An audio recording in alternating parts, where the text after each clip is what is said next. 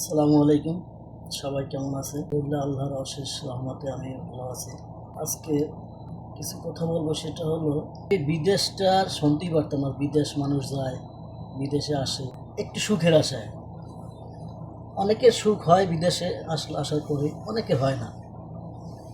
সেটা হয়তো তকদিরে নাই, তার শান্তি হয় না। তো আলহামদুলিল্লাহ, আল্লাহ ভালো রাখছে, সুস্থ রাখছে, ওই জন্য আল্লাহর কাছে লাখ কোটি শুকরিয়া। আমি মনে করেন আমি রুমে আছি, ছুটিতে আছি।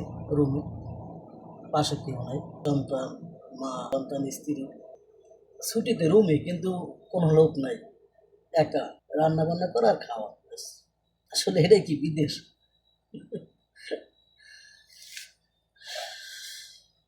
তো সবাইকে মিস করতেছি যারা দেশে আছে, আমার ফ্যামিলিতে যারা আছে, বা আশেপাশে আত্মীয় স্বজন, ভাই, বন্ধু যারা আছে, সবাইকে খুব মিস করি। আমার তো অনেকে ফোন দেয়, দুলাল ভাই কেমন আছেন, আমি তো বিদেশে আসতে চাই।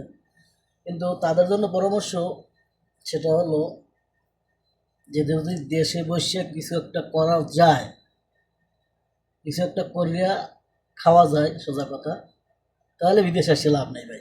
হয়তো টাকার সুখটা হয়, আবার অনেকের হয় না, যার তকদিরে নাই তার হয় না। আমি বলবো যাদের বিদেশ না আসলে চলে, দরকার নেই বিদেশ। আর যারা আছে না বিদেশ করতে হবে, বিদেশ যাবো, যেমন সৌদি আরব আসলে করা যায়, কাবা ঘর তওয়াব করা যায়, নবী রোজায় সামনাসামনি সরাসরি সালাম দেওয়া যায়। এটা অনেক শান্তি।